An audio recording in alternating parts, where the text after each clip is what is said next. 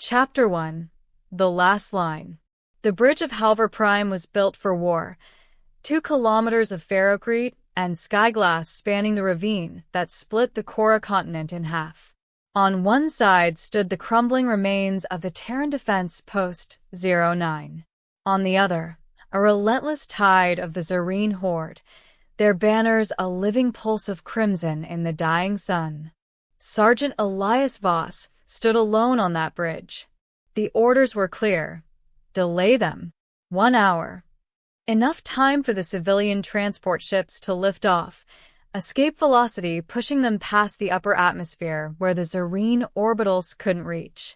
1 hour. He checked his pulse rifle, fingers trembling slightly. Not with fear. With anticipation. He was tired, worn and broken from 12 years of war across 6 systems, but not afraid. Behind him, the last refugee convoy was nearly across. Children clung to parents. Wounded soldiers staggered past, nodding grimly to the lone man standing between survival and extinction. The Xareen came as a wave. No subtlety. Just numbers, claws, and hunger. Elias knelt behind a low barricade of scorched durasteel, breathing slowly. You are 1. They are 500. But he had something they didn't. Purpose. And something more. Chapter 2. The Throne Above the Stars. High in orbit, aboard the regal dreadnought Varelian, Empress Kael'thira of the Ardent Crown watched the battle unfold through a shimmering projection. He stands alone, whispered her handmaiden, voice edged with reverence. Kael'thira's jaw tightened. That man is no ordinary soldier. He is Terran, her warlord spat. Foolish and stubborn. Let him fall. The war is lost here. But the Empress saw deeper. That human, the one they called Elias Voss, had once saved her life on Daris IV.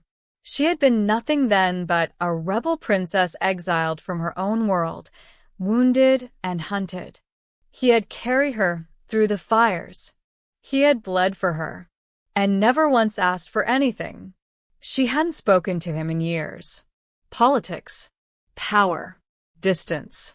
But now, Kael'thira saw what the galaxy would see if it survived. A man who stood alone, daring death. Her hand moved to her sidearm. Prepare my armor. The room fell into stunned silence. Your radiance, the handmaiden gasped. I will not sit on a throne built on bones if his is one of them. She strode toward the launch bay. Chapter 3. The bridge burns. Elias's rifle overheated, his breath ragged. The barricade had been reduced to molten scraps. His armor was torn, limbs shaking. Yet he stood. They kept coming, Xareen berserkers with axes forged in the volcanic pits of Alaris. Bio-horrors with tendrils of acidic flesh. Drones swarming in the sky, raining molten death. He moved like a machine, switching between rifle, grenades, and finally his combat blade. Every inch gained by the enemy was bought with the blood of 100. Behind him, the last dropship lifted, engines blazing. His mission was done. He could run. But he didn't. He stood. And then, from above, light. Brilliant, blinding, holy. A drop pod slammed into the ferrocrete just behind him, splitting open like a flower of fire and steel. She stepped out. Not an angel. Not a myth. Kael'thira, clad in obsidian battleplate laced with glowing gold sigils. Her plasma glaive hummed in her hands. You should be on your throne, Elias rasped. I will stand where I'm needed, she replied, eyes locking with his. Beside you. Chapter 4. Bond forged in fire. Together, they fought. She moved with alien grace, her glaive carving arcs of molten fury. He fought with brute precision, every bullet a promise of death. They had once shared a foxhole. Now, they shared a battlefield that would be remembered for 1,000 years. The Xareen didn't retreat. They never did, but they died. By the dozens. By the hundreds. The sky burned, but the bridge held. And so did they. She saved him from a skewer meant for his spine. He dragged her clear when a drone exploded above. She grinned through cracked lips, helmet shattered. You've gotten slower. You've gotten louder. He chuckled, despite the broken ribs. And then the Xareen champion arrived. 10 feet tall, armor fused to his flesh, wielding a gravity maul. The bridge cracked beneath his steps. Elias raised his rifle. Empty. Kael'thira's glaive sparked. Bent. He stepped forward. Go. She stepped beside him. Never again. Chapter 5. To the end, together. The champion roared and swung. Elias dodged, barely, but the shockwave flung him into a barricade. Pain exploded in his chest. Kael'thira met the beast head-on. Her blade danced. Sparks flew. For a moment, she matched him, but she was slowing. Wounded. Breathless. Elias crawled toward them. He saw her fall, glaive shattered, body limp. And he rose. The champion turned too late.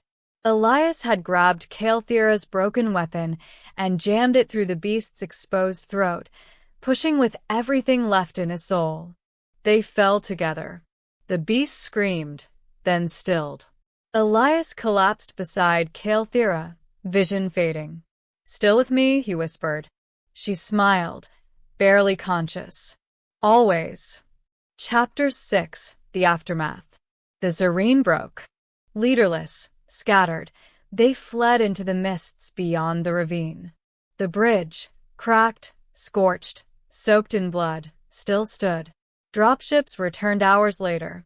They found Elias unconscious, his body draped protectively over the Empress. Kael'thira awoke in the medbay, healing light surrounding her. Where is he? She asked. Alive, the medic smiled. But barely. She rose. Against every order. Against the laws of her own people. She walked to Elias's recovery pod. He opened his eyes slowly. You came back, he murmured. I never left. Chapter 7. The Throne Denied. Weeks passed. The Empress was expected to return to her world, to claim her throne once more. But the people spoke of the Bridge of Halvar, of the Terran who stood alone, of the Empress who stood beside him. Some called it love.